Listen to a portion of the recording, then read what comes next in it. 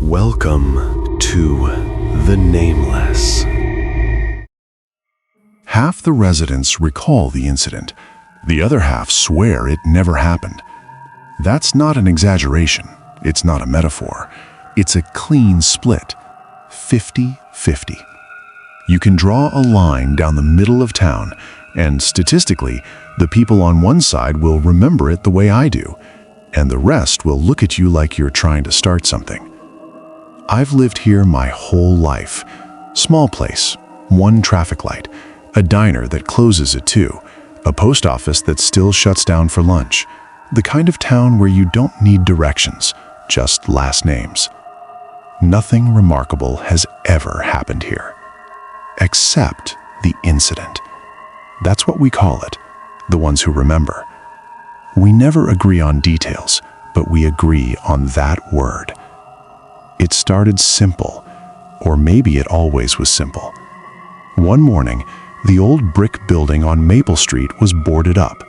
Not renovated, not under construction, boarded. Windows covered, door sealed with plywood, a faded notice taped to the center.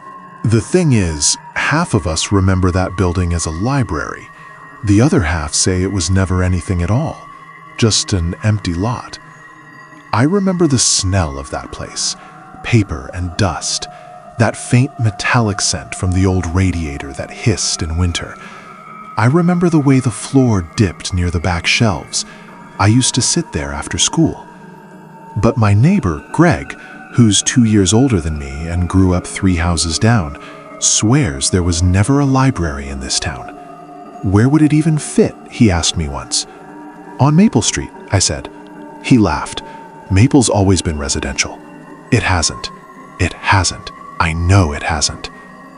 The boarded up building stayed that way for months. No one claimed it, no one tore it down. The notice on the door didn't list a company or a phone number, just a generic warning about unsafe conditions. When I tried to take a picture of it, my phone glitched. I don't mean it froze. I mean the building didn't show up right. The frame captured the street, the sidewalk, the tree beside it. But where the building should have been, there was glare, like overexposure, a bright smear. I figured it was my camera. I crossed the street, tried again. Same thing. Later that day, I checked the photo in my gallery. The entire image was normal, except there was no building, just grass. I told myself it was some kind of corrupted file, or that I'd accidentally deleted the real one. Phones mess up, technology lies. That's easier than the alternative. The people who don't remember the library don't react strongly when you bring it up. That's the strange part. They don't argue. They don't get defensive. They just look confused, flat, like you've mispronounced a word they've never heard before. I tested it. I started asking small questions. Do you remember story time on Thursdays? Blank stare. Remember when the ceiling tile fell during that thunderstorm? Nothing. But if I asked someone who did remember, like Mrs. Alder from the bakery, they'd nod immediately. "Oh, that leak," she said once, ruined half the mystery section. Half the mystery section. She said it like it was obvious. Like it was yesterday. I started keeping a list, names of people who remembered, names of people who didn't. It wasn't random. Families were split. Husbands remembered, wives didn't. Parents did, kids didn't. Sometimes the reverse. There was no pattern, no demographic divide, no political leaning, no age group. Just a split. And then it got worse. Someone mentioned the sirens. I don't remember who. We were at the diner, 4 of us, late, quiet, the kind of silence that feels padded.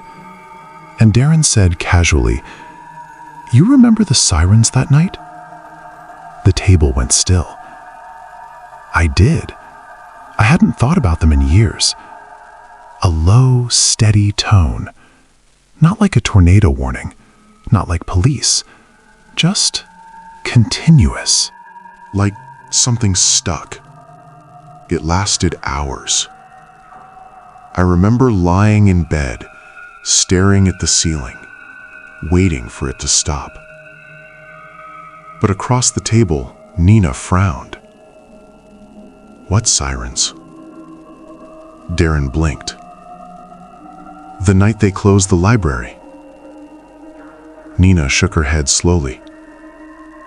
There were no sirens. I felt something tightened in my chest, because I remembered the sirens clearly. But I didn't remember the library closing at night. In my version, it was just boarded up one morning. No event, no warning, just sealed. Darren described flashing lights, unmarked vehicles, men in dark jackets standing near the entrance. I don't remember any of that, but I remember the sirens. And Nina remembers nothing. That's when I realized something. Even among the half who remember, we don't remember the same version. Some recall an evacuation. Some remember a fire that never made the news. One person swears a child went missing. No one agrees. Except on one thing. There was a library, and now there isn't. So I went looking for records. Property deeds, town archives, old newspaper clippings. Our town's website is simple, barely updated, but it has meeting minutes going back 20 years. No mention of a library. Not in budgets, not in maintenance reports, not in renovation proposals. Nothing. I drove to the county office, asked for historical property maps. The clerk was polite, bored. She printed what I requested. Maple Street has always been residential, according to every official document. The lot where the boarded building stands is listed as vacant land since 1983. I showed her a photo on my phone, the one with the glare. "Do you see that?" I asked. She squinted. "See what?" "The building. The plywood." She turned the phone back to me. "It's just grass." I stopped asking after that. For a while, I tried to ignore it. Life here is predictable. That's the comfort. You wake up, you work, you wave at the same faces, you eat at the same places. But once you notice something missing, you start noticing other things. Street signs that look slightly newer than they should. A bench in the park that I'm sure used to be green. A mural downtown that no one seems to recall painting. I found an old yearbook from high school. There's a club photo labeled Literary Volunteers. I'm in it, standing in front of bookshelves. Behind us, a sign clearly reads Maple Street Library. I showed it to Greg. He stared at the page for a long time. "That's the community center," he said finally. "It says library." Must have been a theme. A theme for a yearbook photo. I asked him where the community center was now. He hesitated. Then he said, "They tore it down." "When?" "Don't remember." That's the pattern. Details blur when pressed. But only for them. For me, it's sharp. Or it was. Until the night nothing happened. It was late October. Quiet. No wind. The kind of night where the air feels thick but empty. I couldn't sleep. There was no sound outside. No cars, no dogs, not even the usual hum from the highway miles away. Just stillness. Around midnight, I heard not a siren, not exactly, more like a vibration. Low, subtle, continuous. I sat up in bed. It felt familiar. I walked to the window and looked out toward Maple Street. From my house, you can see the top of the old building, or the empty lot, depending on the day. That night, I saw it clearly. The building. No boards. Lights on inside. Warm yellow glow behind the windows. I watched for movement. There wasn't any. No cars parked outside. No people entering or leaving. Just light. I considered going over. I didn't. Instead, I stayed at the window for almost an hour. The vibration continued, then stopped. The lights went out. The building went dark. I went back to bed. In the morning, I walked to Maple Street. Grass. No building. No boards. Just a vacant lot with uneven dirt. I didn't tell anyone. Not at first, because I didn't know which version they'd be in. A week later, Mrs. Alder closed her bakery. No notice, no goodbye. Just a handwritten sign, retired. I asked around. People shrugged. She was thinking about it, someone said. I asked if she'd mentioned the library recently. They looked confused. Mrs. Alder never talked about books. But I remember her telling me about the mystery section. I drove by her house. For sale. Empty. It felt like the list in my notebook was shrinking. People who remembered were fading. Not disappearing dramatically, just moving away, retiring, transferring jobs, leaving. The half who didn't remember stayed. Stable. Rooted. I checked the yearbook again. The literary volunteers photo is still there, but the sign behind us, it's blurred now. Not glare, just out of focus, like it was always that way.